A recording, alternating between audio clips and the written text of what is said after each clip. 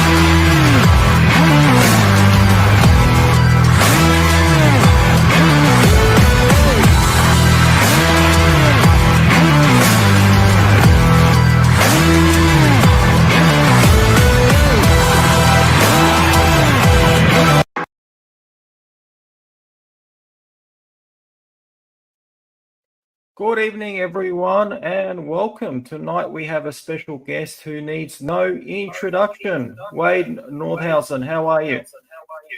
Yeah, g'day, Leon, and how are you, mate? And a big hello to everybody who's watching. Now, Wade, starting off with some not such great news. Unfortunately, in today's news, we have news about an increased spike in deaths in young people related to turbo cancer, such as bowel cancer. And in this particular story, it's reporting that a Sydney mum, 35, died from bowel cancer as Aussie rates spike in young people. Now, this young mother right here was diagnosed with bowel cancer 6 months ago. So that indicates to me that was a turbo cancer. So she was dead, unfortunately, within 6 months of being diagnosed with this. And this article is saying that there's a sudden rise, a sudden spike in young people. What do you think that could be? What is behind this sudden spike? Any guesses from your end, Wade? Well, I'm no rocket scientist, as you understand, Leon, but studying things as we do and being involved with all the COVID stuff and all the shots as we do and talking to as many doctors and medical experts as what we do, it is absolutely crystal clear.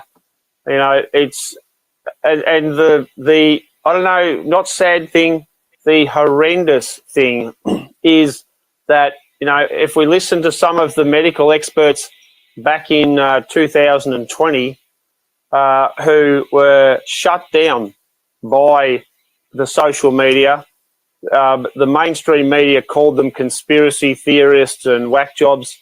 Now, a lot of these medical experts were saying that this very thing was going to happen from these biological weapons that have been injected into everybody. So it's absolutely no surprise that it's the so-called COVID vaccines that are doing this. There's many people back then in 2020 said that was their purpose, is to cause people, and these are the biologists and the chemists who said the makeup of this so-called vaccine, the mechanics of it, this is going to be one of the major problems that comes ahead from people getting this filthy stinking jab. You know, we remember all these fleabag politicians and all these other people who are in the media going, oh, it's safe and effective, and you know, if you don't get it, you should be left to die and all this sort of thing. I think it's safe to say that the chickens are certainly coming home to roost. And, I just saw a thing the other day, Leon, some study in England or some other piece of crap like that was saying that there seems to be a lot of young English people who are all of a sudden dying from heart attacks. But then they came up with some big study to say, but this is because of the massive increase in smoking. Oh. And I thought to myself, they're not stopping. They're continuing. Yes, and I think any doctor or university or whatever that is still pushing this stuff should be jailed forever. And I mean, I think that, and in the recent events where in Australia we've just seen something pass the Parliament where they talk about mandatory jail sentences. I think that should be applied to these medical people who are continuing to lie to the Australian people and continuing to give them injections that they know have a very big chance of killing them. And then they're covering it up. I want to also, I actually tweeted about this story, this news story, and a young woman, age 40, responded to my tweet, and she wrote this following. She wrote, "I'm 40. I was diagnosed with bowel cancer 2 weeks ago. My 26-year-old sister-in-law and workmate, the same age, who's also 26, was diagnosed with breast cancer, and my son's 18-year-old mate was given 12 months to live due to a testicular cancer." And she's saying that the common denominator with all of these cases, including her case, was that they all had the COVID vaccine. Yep. And look, I think for people such as you and I, we know this stuff absolutely, categorically point blank. The medical experts that we talk to regularly are telling us this. We're hearing stories like this. But, I think, Leon, we really need people such as yourself and myself, and everybody else. We need to pump this as hard as we can. We need to make this, the main topic of concern, or one of them anyway. And I think, we see a lot of people saying, "Oh, you shouldn't be spreading fear and all this other idiotic crap." Well, the bottom line is people are dying, and they're dying every day. And more of them, this is happening to them. So therefore, we need to push this as hard as we possibly can, because I'm telling you now, we are being successful in the more we push this, the more people are starting to understand what's happening. And the thing is, they're going to be coming back to do it again. So yeah, I think Trump that, Sorry, you're going to say, Wade? There's a bit of a delay, so it makes it hard. Yeah, no. I was just going to say a couple of quick things there, but I think that Trump is, one of the big news stories of the minute going around globally. He's certainly doing a lot of great, terrific things, and I'll throw it to you to say what you were going to say, and then we'll respond, Leon.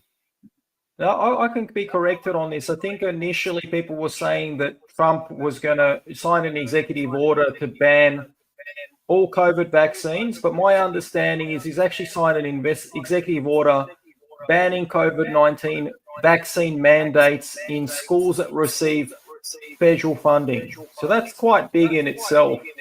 What are your thoughts on that? Do you think we'll see something similar in Australia?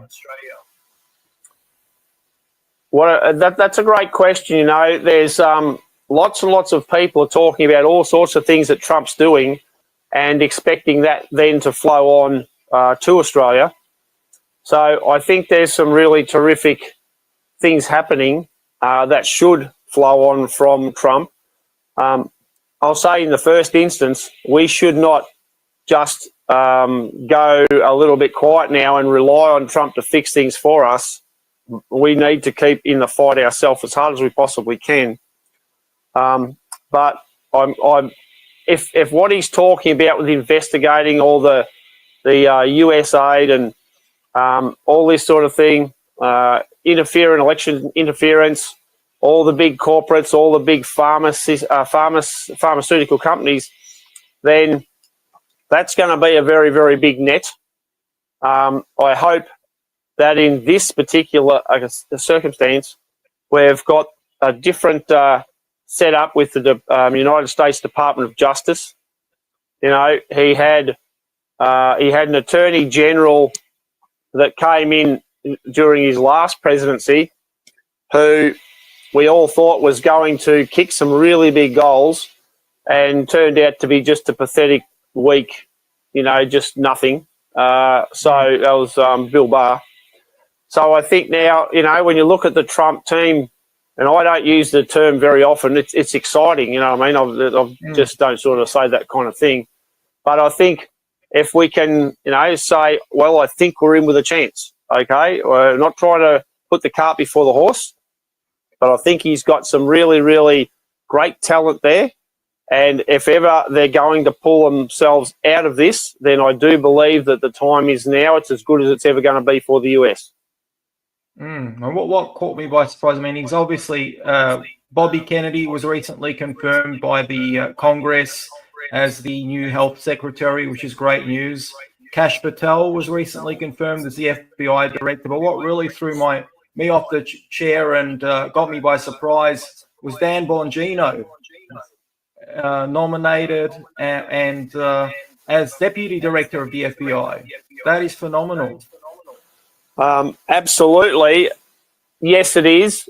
But I think for those who have watched Dan Bongino for a fair while, and if you want to talk about American patriots and so on, I think Dan Bongino has really, put everything he's got on the line to say, I'm an American patriot. He's about justice. He's about holding government to account and squaring things up. So, I think it was probably a really good choice. If you've got somebody like he's been in the Secret Service, he's protected presidents and all that kind of thing like that. So he's proven that he's prepared to put his life on the line. So I think that that's a really great choice, and I'll be very, very keen now to see. We want to see head roll. That's what we want. We want to see the people who, over the last few years, we've heard all these stories about this one was executed in Gitmo and this one and that one and something else. Let's get the whole thing credible now, and let's see law enforcement in the US actually do its job, actually protect first and foremost the people of the United States, but also the flow-on effect should be the people of the rest of the world, because if they take down the pharmaceutical companies and the scumbag Fauci's and this other piece of filth, Bill Gates, and all the rest of them, then I think the world, first and foremost, will be a much, much safer place. And I think they need to have a very, very serious chat to the government in Switzerland about certain organisations' political immunity. And I mean, it's been exactly 30 days since Trump was sworn in. What's your verdict so far? If you were to give him a score out of 5, what would you give him as a rating? Yeah, no, I think so far for what we've seen, comparatively to what we've seen from the presidents, say the last 4 or 5 presidents, he would have to be at a 6. Well, because what we've seen from the last 4 or 5 presidents is nothing but treachery against their country. They're working for the global terrorist organisations. They've been taking down the US, and I think that things are on track to go really, really well, and see some action, because that's what in Trump's last presidency, that's what we didn't see was actual action. And we need to see law enforcement move very fast against the mainstream media in America. All the politicians who backed the corruption, the lies, the murders, and the interference to the elections last time. So I think he's cruising pretty well, and yeah, I think we've got some pretty exciting sort of stuff to come. And some massive news. The Epstein flight logs, the revelation of who was on those flights, all the full details apparently are scheduled to come out within the next 24 hours. That's a Trump executive order, I believe. There's also the Kennedy files. What I want to do is I want to play a short clip about the Epstein files, and I just want to get your reaction to that clip. Yeah. Files on your desk is. When can we see them, and what's taking so long to release them? I do. Jesse, there are well over, this will make you sick, 200 victims. 200. So we have, well over 250 actually. So we have to make sure that their identity is protected and their personal information. But other than that, I think tomorrow, the personal information of victims. Other than that, I think tomorrow, Jesse, breaking news right now, you're going to see some Epstein information being released by my office. What kind? Are we going to see who was on the flights?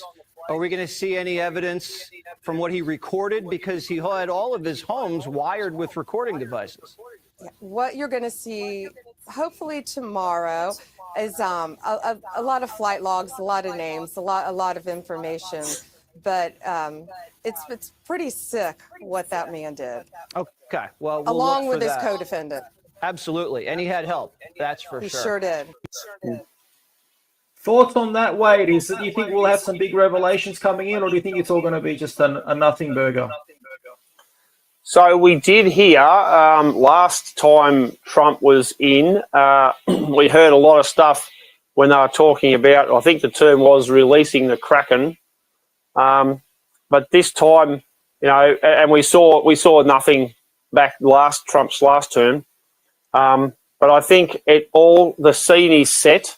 They've got the players in place. I think that they're bringing the crowd in and taking their seats in the auditorium.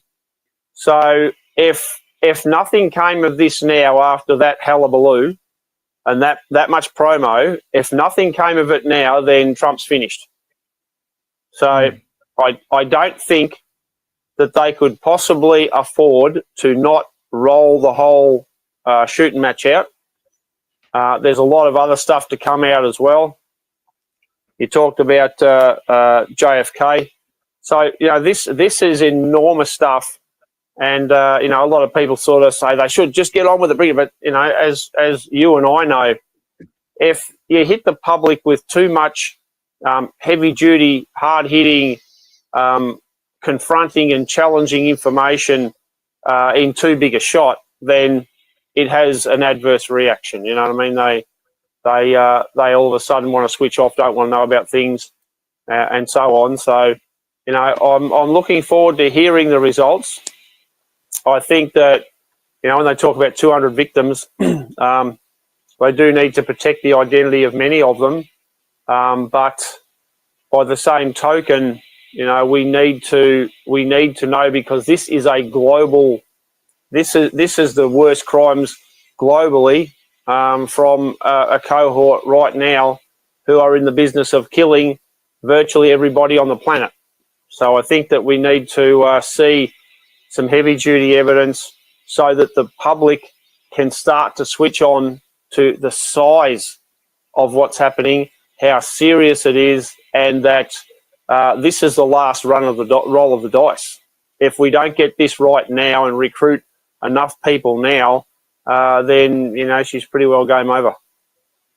And I hear that they encountered some obstruction, I think it was from the Department of Justice and some other bureaucratic bodies, in releasing the JFK files. Apparently, they've overcome those obstructions. So the release of that will be imminent, at least within the next couple of weeks.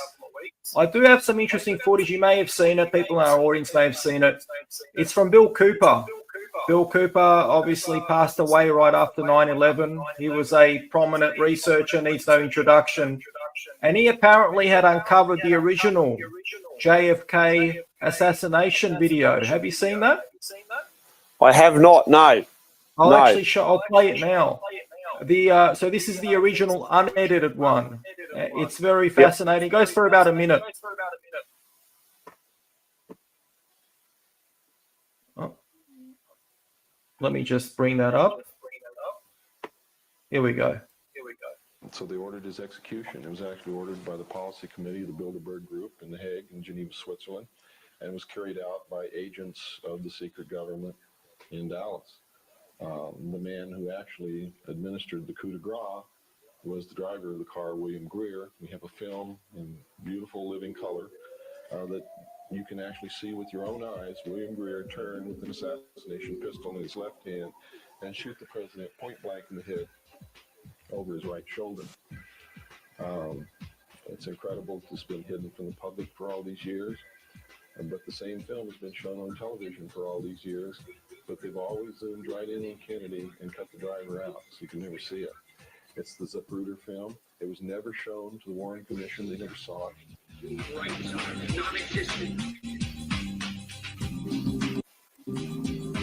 So the footage is a bit grainy, but you can actually see, there he is. So you can see the driver. You can make out the shadow of the driver. Can you see that? So he's actually, and you can see a gun. He shoots him with a special gun that was specifically designed for that assassination. So I thought it was really fascinating. Absolutely, Leon, because I've done a lot of shooting over my time, and I can tell you right now, to hit something like that at that distance, supposedly from here or there, or the grassy knoll, or the bloody book repository, moving targets, all the other obstructions, that's a very far-fetched story. I'm not saying, of course, I'm anything like a military sniper, but that's to put everything into that for that shot. It's very, very risky. So the question is, of course, why didn't Secret Service take down the driver? All that sort of stuff. So there's a lot going on. I've seen interviews from the bloke who was apparently sitting on the car after he was shot, the Secret Service agent. So there's a lot of questions here that need to be answered. A lot of what we're seeing here doesn't add up. But, there's some pretty nasty stuff that's going on. And one of the things that, and I know people have said that George Bush actually was the shooter at the time and different things. So one of the things, Leon, that I find interesting, we saw the assassination attempt against Trump where he was shot in the ear. Now, something I find odd. I don't know who they've got guarding Trump now, but with the amount of power and military at their disposal, the elites or the cabal or the deep state, whatever you're going to say, you would think that they would be able to kill anybody in the world at all, no matter how good they're protected. So I think it's interesting that no other attempts have been made on Trump, and I assume there would have been, but they haven't told us about it. But you've got, if he brings the power of the United States law and the United States military against the cabal, they're going to be there's going to be one hell of a blue. So you would think that they would have taken him out by now. So I find that curious. I'm certainly not saying that that's what should happen. I'm certainly not advocating for that at all. I think the United States at this point, from what I can see, and probably the world, needs Trump. So, the last thing we want is for anything bad to happen to him. But these are some interesting questions that I think a thinking person would ask. But anyhow, that's just a bit beside the point. But yeah, the fact that they haven't seen that footage ever just goes to show there's a lot happening, a lot of covering up happening. Whether the United States government is, and more importantly, the intelligence agencies are in it that deep, which we pretty well know they are. But that on top of Epstein and a few other things that are going to come out, I think we're looking at some incredibly interesting times. Absolutely. Just to clarify, the driver was actually a Secret Service agent himself.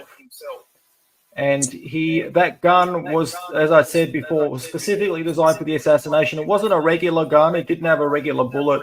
It actually had a toxin that was released into the president's brain. And, you know, if it wasn't for the impact, obviously the impact of the bullet itself, it blew out his brains. But the toxin itself would have been enough to kill him, even a small dosage of it. So that was obviously a backup in case it wasn't a headshot and it was just a shoulder or an arm or something like that, you know. That's right. He delivered the final shot. Obviously, the president was initially shot in the throat. There's no, you know, confirmation as to who was behind that, but the driver, who was a Secret Service agent, delivered the final blow, the second shot. Which just, you know, begs the question as I go back to it. You know, Trump's still alive now. How good are these Secret Service people? When you look at the protection detail on the day when Trump was shot in the ear, you wouldn't think the American Secret Service could run a chook raffle. So, you know, I think that was a disgrace. It was abomination. It was shocking. They should all be sacked or if not jailed. But anyway, at the end of the day, we're at the point where we are now, you know, and I think, I hope that we actually see the things that they're doing roll out. What Trump said is going to happen actually roll out.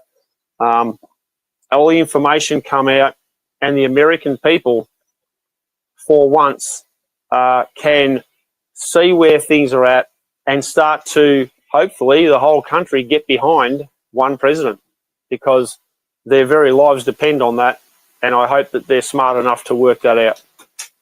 And another thing before we move on, one other topic related to Trump in the United States, and this is a topic that really affects us, particularly in woke socialist Victoria. Men in women's sports, and that also relates to men in women's bathrooms. But one of the executive orders that Trump signed was to ban men out of women's sports. And he recently clashed with a governor from a blue state. I believe it was the state of Maine. I'll just play that. It's a short clip, and then we'll have a follow-up discussion on it. Are you not going to comply with it? I'm complying with the state and federal laws. Well, we are the federal law. Well, you better do it. You better do it, because you're not going to get any federal funding at all if you don't. And by the way, your population, even though it's somewhat liberal, although I did very well there, your population doesn't want men playing in women's sports. So you better comply, because otherwise you're not getting any federal funding. Every state, good. I'll see you in court. I look forward to that. That should be a real easy one. And enjoy your life after governor, because I don't think you'll be in elected politics. So just to give some contents, obviously he's clashing with her over her refusal to comply with his executive order. Now, when I look at that, I envy the United States. I wish that we would have leaders of that caliber in Australia. But what's your reaction to that video? And do you think we'll see something similar in Australia? I know that I've asked you that before, but it's a tempting question to ask. Look, I think we've got a long way to go before Australian politicians or government gets the intestinal fortitude or the decency or the integrity to start doing that. And I would say, from my point of view, and I talk about this stuff a lot, Leon, and have done for a long, long time. If we're expecting the Australian government to come up with a similar sort of a thing, then the litmus test, as far as I'm concerned, for the government is how many Australian women are actually saying anything. How many Australian women are actually standing up and taking a position. And I constantly say, you know, the incredible lack of Australian women is just, it's weak, it's pathetic, it's disgusting. So if Australian women are happy for their 9-year-old daughter, for example, to be in changing rooms with arguably a 35-year-old man, then I think that mothers need to have a bit of a shake-up. I think that they need to find their voice. You know, I see back, I don't know, a couple of years ago, we had, there was a group, I think, called Gays for Palestine or something like that. and I thought, do these people understand anything at all? Like, how stupid can they possibly be? So I hold that in the same level of intelligence or non-intelligence as, in particular, a mother who thinks it's okay to have some 35-year-old pedo in the same change rooms as their 9-year-old daughter. You have got to be kidding me. Not to mention fathers who should also be every bit as outraged and actually saying something. But it appears that the safety of their kids, there's a lot more important things than whether their kids are attacked by pedophiles. And that obviously is, you know, going to the footy, very important. You know, maybe going out to a restaurant for a meal, that's very important. I don't know, buying a new car, pretty up there, mate, you know. So I think that if the government is going to say, well, we've seen nothing, no one in Australia is complaining about this, then you're not going to see any changes. In fact, you're going to get worse and worse and worse. So this is one of the issues that the Australian people, especially Australian women, like, what the hell is wrong with you lot? You know, get your voice, get up and get going, get on your bike and start to fight for your kids' lives, because that's what's going on here. And I mean, we push this a lot. Billboard Battalion, we push this a lot, and really fight back against this men in women's sports, or whatever the hell you call it. Who knows how many different breeds that they're talking about being in this sport or that sport or whatever. Point being is, it's hard to narrow down now what is a woman and what's a man. But at the end of the day, I've seen some people who look like intelligent people who go, oh no, that's only fair if someone's in trans this or some other stupid crap like that. I think it's fine that they're in. No, it isn't. Get the hell out of there. Find your voice, Australian mothers and fathers. Get with the program here, because they're destroying your kids' lives and you're just doing nothing about it. Australia is a great nation, you know, people are great, but what do you think is it about Australians? Do you think there's a cultural mindset to go along, to get along in this country? If you look at, you know, our history, like it's been a reasonably colourful history where not everybody has got on terribly well. But having said that, the younger people of today, the parents of today, have come through a system that was, political correctness, where, you know, they've been attacked by the media, they're attacked by the universities, they're attacked by the schools, the social media now. What's happened, Leon, is they've got all these extremist left-wingers, extremist woke brigade, and they continually put them into positions of influence. So now you've got people who are not able to actually think. You've got people who are so indoctrinated with this woke, idiotic nonsense that they don't even recognise that this is a problem. They don't have the ability to be rational, to assess information, and at the very, very least, you know, I mean, they're all falling over themselves to be woker than the next one, and this is horrendous stuff. They don't have the ability to assess that and go, this is actually very dangerous. You know, we're creating a situation now with this drag queen crap in with kindergarten kids and God knows what. No, hell no, not a chance. And I mean, you know, we see the arguments from some people that say, oh, you know, people who are drag queens, they've got a right to be whoever they are and whatever they are and all the rest of it. So any grown man that dresses up like that and then wants to have open, free access to someone else's little kids, no way. That's not just being someone different, mate. That's get the hell out of the place. Rack off very quickly and do not come back. And I mean, you know, very, very sadly, we've got so many people who are running the likes of libraries. You know, there's something wrong with them where they would think that's okay and they would support that and they would facilitate that. There's something wrong with those people. The likes of the school teachers. And now, you know, a couple of years ago, I saw some videos out of the US, and I think it may have been Texas, where parents were taking little kids to drag queens strip shows. Now, the parents need, I'm not going to say what they need a good, anyway, but anyway, they're not, let's just say that. But they're not parents, they are groomers and enablers. And as a society and a community, we need to be saying this loud and clear, because that can only end very, very badly.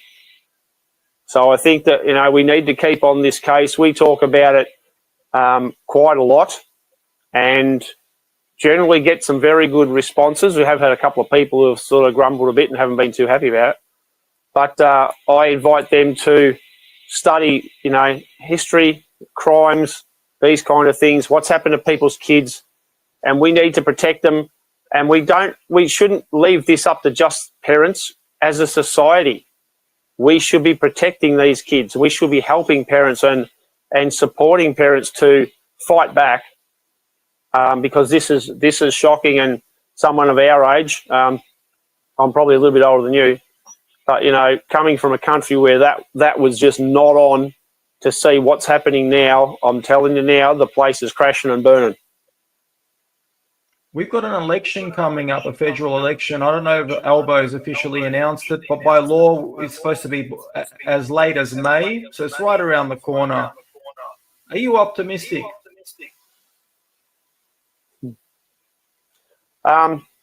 So from what I've heard on the grapevine, I think people are talking about May 12.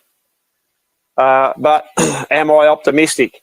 I think if you look at the two-party preferred system, or actually it's the uni party, you've got bad and worse.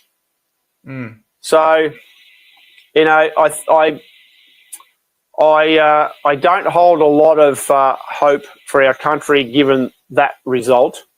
But, you know, I suppose we're seeing the Labor Party are taking some very, very serious steps, anti-Australian steps to destroy the country.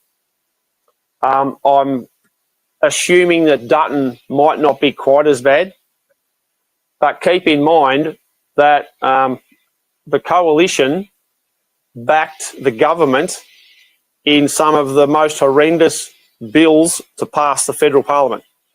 And that's only recently. You know, the under 16 identification bill, that is a catastrophe for everybody in the country, as is these hate laws, hate thing, you know, whatever they're going on about that, these hate stuff. And I think for a couple of reasons, the under 16 stuff will make everybody require some kind of identification to get on the computer. Doesn't matter, because you either have to prove you're over 16 or under 16. So, I mean, the stupid people that supported that is beyond belief. That we saw the digital identification pass.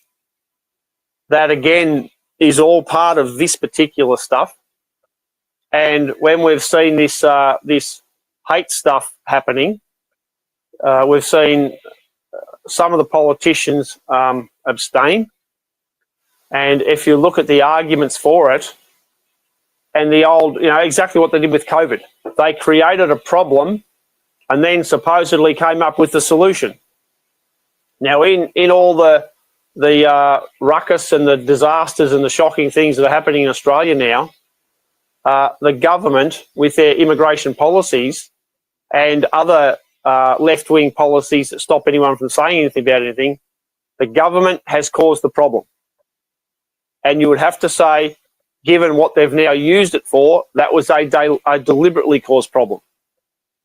So, and as I say all the time, Billboard Battalion, we're all for immigration, but you've got to be a little bit more intelligent about who and what and where and how many and when and the rest of it. So, and when you talk about mandatory sentencing, that's fraught with danger. That's the next best thing to capital punishment. But the whole issue is that the laws around this so-called hate could easily be adapted to you and me and anybody on the street. Mm. They've put in place the major thing now, so that could easily be adapted to anything or anybody for any reason that the government wants to do. And we're facing, I mean, look, the coalition isn't that great. So back from bad to worse with Labor, the left is really an existential threat to this country, as you've alluded to before. And we've really got an option. It's either going to be the coalition or a Labor minority government in alliance with the Greens. And I think that would be an absolute disaster. That could spell the end of this country. I don't think Australia could recover from a minority government with a Labor Greens coalition. What are your thoughts on that type of scenario? Well, you'd have to chuck the Teals in amongst that mix too, because they're virtually Greens in drag. And the Greens are just, like I think these days, the Greens have been such an absolute abysmal disaster. I would suggest we wouldn't call them the Greens anymore. We just call them the Maldies, because they're sort of gone mouldy, just a dirty black half-looking green colour thing. And I mean, the point for saying that is back when old Bob Brown was chugging down a bit of hooch and carrying on about the Franklin River Dam and all the rest of it. I think that they actually had really an ideology that cared for the actual environment and cared for the country, irrespective of what that looked like. But nowadays, exactly the same as we saw with the Democrats. They went from keeping the bastards honest to just becoming one of the bastards. And at the end of the, you look at Cheryl Kernow's last time there, and just want to think of the other girl who was Natasha Stott Despoja. They just turned into just screaming lefties. That's all they were. So we're at a point now where anybody who actually does care about the environment, the Greens are selling you out. All right, they are torpedoing you and our country. Now, I back this up, Leon. As you know, Billboard Battalion is heavily involved in the fight against this so-called renewable energy. It's a catastrophe, a disaster. Having said that, you look around Australia now, and wherever these installations are to be put in, any kind of environmental protection just goes straight out the window. It's gone. Ironic. They can do whatever they want to do. And, they can stick them out in the sea. They can put them anywhere. They can put them on land. You see huge areas of solar panels. The transmission lines are just programmed to just be smashed through wherever it is that they want to put them. They don't care about environment. They don't care about farmers. They don't care about communities. And, the one of the main things is where they want to put in Queensland a lot of these wind turbines, old growth forests, places that are virtually haven't been disturbed. They're going in there with dozers, excavators and dynamite, and they're just blowing the top off mountains. So, don't tell us that you scum parasites in the Greens care about the environment, because you do not. You are liars, and you are on the take. Adam Bandt and the rest of these lowlifes should be jailed forever, because they're just selling our country out, Leon. So you got to wonder, you know, is Adam Bandt on the take? What have they got over him? I don't know. The rest of the Greens, you know, they're not Greens, mate. You know, if you want to look at the real Greens, I think you look at the farmers. You know, our Australian farmers care about the environment, and we do more to protect the environment than these lowlifes ever will. So, and then they talk about all this renewable infrastructure being supposedly clean and green. They're idiots. They're liars, because the carbon footprint of all this stuff is a nightmare.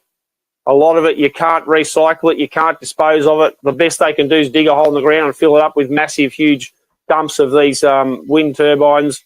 Once the solar panels fall apart or they're no longer useful, they can't recycle them, or virtually nothing. You know, so this is a disaster. So I think the Greens, along with the Labor Party and most likely the coalition, should be locked up forever. And I think we should get a whole new group of people to come into the government, one that's based on integrity and honesty and transparency. I would say that not only the Greens do not care about the environment at all, they're ignoring it, but they think they have an obsession with Israel and Gaza. And that's, if you look at their policies, it appears that at least 60 to 70% of what they talk about is a situation in Gaza. So nothing to do with Australia, and a situation that really doesn't directly impact Australia, which is ironic considering that they were originally set up as an environmentalist party and now they're a pro-Hamas party. I think that goes to show the level of infiltration and from the likes of deep state, et cetera, who now have got into the universities and into all these things. You know, they brainwash a lot of these poor stupid fools into not caring about the reality. They're caring about the issues that they're indoctrinated to care about and to push and to be involved with. So, you know, the whole thing needs a massive, great shake-up. It'll be interesting to see what Trump does in the next 12 months in the universities and educational facilities over there, because I can absolutely tell you what I think needs to happen here in Australia. And if I was in government, mate, I'll tell you what, we'd the shake-up that I'd bring into Australia would make Trump look like just an amateur. And I must say, I say this with it's serious, but a little bit of not sure how to put it exactly, but we got in strife with a page called Ringers from the Top End, because we were putting up things that were very serious and very, very connected to the agricultural sector and particularly the top end of Australian sector. And it's interesting to see that I ended up in a discussion with the bloke that runs it, set it up and runs it. And one of the blokes he knows, I don't know, maybe one of his mates, I'm not sure what's going on. But anyway, I think they've pretty well banned Billboard Battalion from putting anything up on Ringers from the Top End. But I wanted to have a look at something here that was put up on that by a contributor, apparently top contributor by the name of Luke Harris. And I believe Luke Harris runs Harris Farms over at Albury and a few other places, which is a fresh food place where they sell fresh food and veggies and so on. And I just can't find the date just at the minute. It doesn't matter. Maybe a year ago or something. And Luke Harris certainly threw a fair few expletives at me, rather disgusting stuff on social media. But here he says on Ringers from the Top End, he said, he's talking about me, he says, the Donald Trump of Australia. Farmers, this bloke is stop lying to us for your own personal gain, mate. So I don't know whether to take that as a badge of honour or what's going on, but that's Luke Harris, his description of Farmer Wade and Billboard Battalion. Donald Trump of Australia. Yeah, I don't know. We printed it out because it was quite funny. I don't know whether you'd be able to see that, but we printed it out. So, and I think that might still be floating around on a group called Ringers from the Top End, which is this lot here. Over 300,000 members. Yeah. So anyway, we ran into the bloke who runs it up at Beef Week in Rockhampton. We were up there last April, and he wasn't too happy with some of the things that I put on, and he was even less happy because quite a lot of people supported the stuff I put on, and then he was even less happy with the fact that I called him out and started to call out him and also some of the admins and say what's going on here. You know what Billboard Battalion is talking about is the ringers from the top end being wiped out, the red meat industry being wiped out. And anyway, so they told me that, you know, on ringers from top end, you've got to be respectful, you've got to be nice, and, you know, don't cause any trouble and don't hang it on anyone else. So Luke Harris says, the Donald Trump of Australia. Farmers, this bloke is stop lying to us for your own personal gain, mate. So apparently I'm lying to the farmers. Anyway, I'd like to have that discussion. I'd invite Luke Harris to come on Billboard Battalion and let's have that discussion. No problem at all, mate. But anyway, and then just below that, there's a comment from Wayne Goodman that says, Luke Harris, do you see what's happening overseas with the farmers? And that was back at the time when they were, you know, having massive problems over in Europe, which they still are. So it's interesting, some of the stuff. So I'm officially, apparently, the Donald Trump of Australia. Anyway, I'll probably wear that as a badge of honour and say, well, Luke, what do you got to say, mate? What are you doing about the country, about all the stuff that's going wrong? Be interesting to see. On a serious note, you're not running at the moment in this coming election, are you? No. Are you? No. Do you have any plans in the near future to run in any future election, state or federal? Well, and I've been asked this question a lot, and I get political parties and so on all the time ask me to run in the elections, and I think that I can do more good for our country, Leon, doing what we're doing, holding politicians to account, and, you know, educating the public on what's actually happening. I can see if I say, for example, was a senator, you would have an opportunity to speak about things. You'd have an opportunity to vote about things. But I mean, the biggest thing I think if you got elected as a politician is having the ability to say something with parliamentary privilege. And I'm quite surprised that a lot more of that doesn't happen. But I think, you know, if we have an election this year, so the next one is going to be 3 years later, you know, you may not even have elections in another 3 years. So I think we really need to stick to our guns, to what we're doing. We're starting to have impacts in the agricultural sector, which is where I you know, that's the best idea for my what I do. And we're starting to see now, we're getting stuck into the likes of the National Farmers Federation very heavily. We're actually starting to see, we're at a national party. I know that's hard to believe, but we actually, Billboard Battalion went to a national party, meet the public, meet the candidates kind of meeting in Birchip in Victoria here a few days ago. I think it might have been last weekend, last Sunday perhaps. And anyway, one of the questions who I asked the National Party members who were there was Dr. Ann Webster, the federal member for Mallee, and also was the other one was think of it a second, just need a blank there. So Ann Webster, I asked her a few questions, and one of the questions was about the National Farmers Federation, and she started off her reply by saying, well, they're a separate entity, they're their own entity, you know what I mean? So she distanced herself from that pretty fast. And then I talked about how they're just rubber stamping all this renewable energy rubbish that is attacking farmers. So she had a bit of a go at the NFF, and then she also had a real big go at the immediate just retired CEO of the NFF.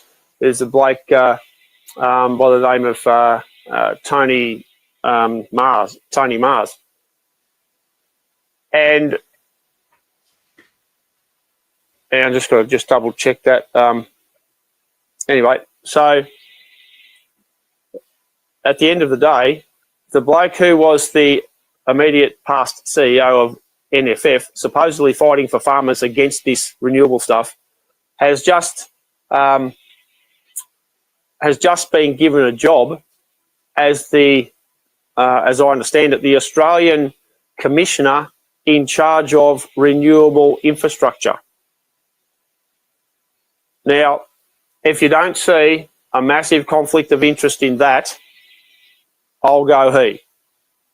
So anyway, I was a bit, because we hammer this, and NFF and Tony Marr, we hammer this a lot and say there's stuff here is wrong. This is just wrong. Everything's going bad.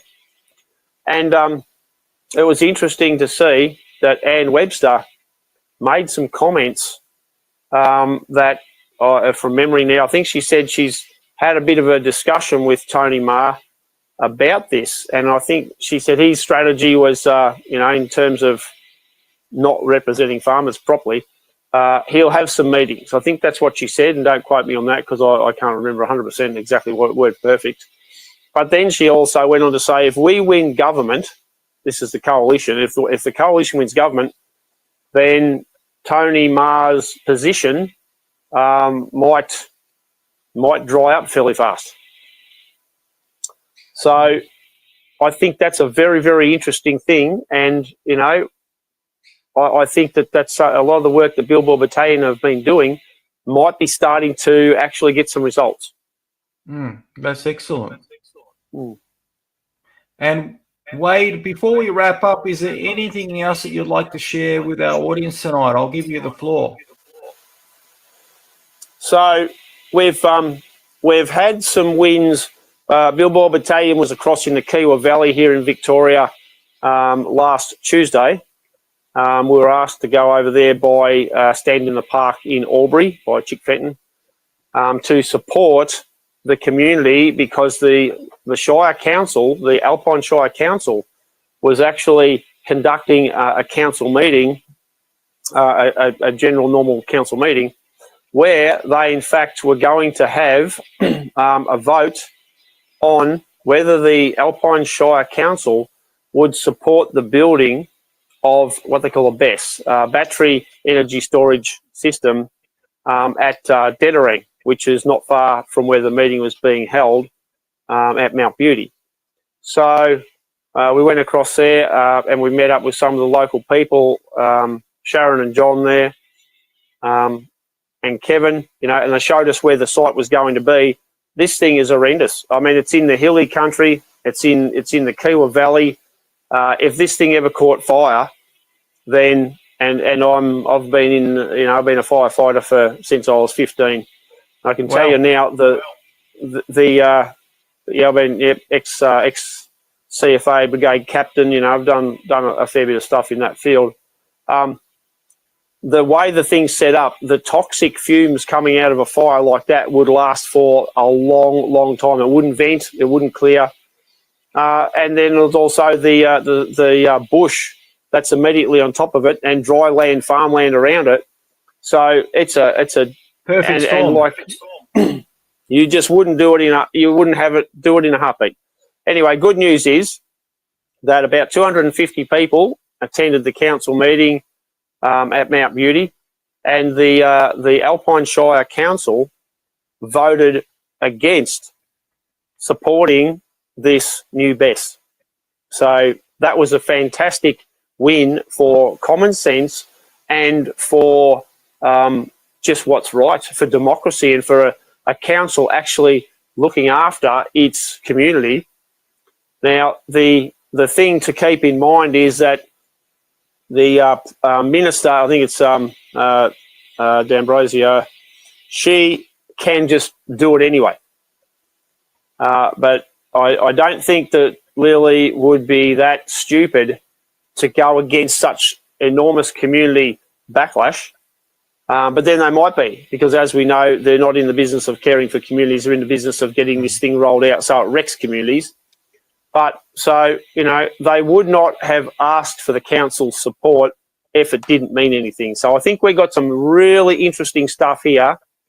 We're seeing some terrific wins for communities. You know, we've got a lot of transmission lines happening out west here, so we're hoping to have big wins there.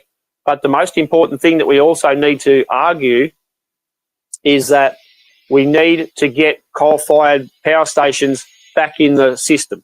Because if a lot of community backlash happens and then the government says, well, you people stopped us from putting in the renewable energy infrastructure, so now Australia's got no energy because of you, they need to be so careful of this, and we need to actually fight on those grounds and make sure that the other half of the argument is this climate change is all crap and we need coal-fired baseload power. So get back in the game right now of building coal-fired baseload power generators. Now, Wade, you can be found on Facebook, on X, on Rumble. So I'll post the links in the description below. There's also your website as well, which I'll post a link to. Have I missed anything? Where else can people find you? We do have some stuff on TikTok. There's different bits and pieces sort of get shared around from other people. They share them onto different platforms and so on. But no, I think you're onto that there. There's actually, you know, there's another couple as well. So I think that we'll probably put this up. You know, we'll put up the links to this after you've done this here, Leon. You know, like we're also on Rural Rebel. You know, they run our stuff pretty well. They do a good job. So yeah, there's a number of things that people need to look for. But anyway, we're really, really great to see that people are looking for it and want the content, and they want to know what's happening. And as the same as you, Leon, you know, we shoot about as straight as it gets. There's no 80% of stuff here. It's all 100%. So, and as we're learning more and more, that's what people want. So everyone, I'm sure a lot of you already do this. You already follow Wade, but please follow Wade and the Billboard Battalion. Like and share his work. Donate to his cause if there's an option to donate. There is, I'm assuming. Yep. Yeah. No, there's options there to donate by all means, and you know we rely so heavily on public donations to operate. And as I always say, Leon, you know, it's not just me. We've got a team here, Nick and Belinda, also tireless workers, you know, for Billboard Battalion. Just such dedication, and nothing's a problem. The effort that goes into it is incredible. And, you know, we have a lot of supporters around the place who, you know, we just absolutely love that. And, you know, we love trying to fight for our country in a real sense, exactly the same as you do, Leon. Wade, it was such an honour, as always, to have you on the podcast. I'd really love to have you back on again for another discussion really soon. Absolutely, Leon. It'll be my pleasure, mate. It'll be terrific. Thank you. Thank you, everyone, for watching, and God bless. Have a good evening.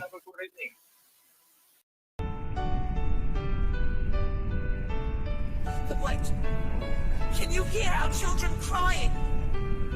They're calling from all over this land. They're glaring at today's page.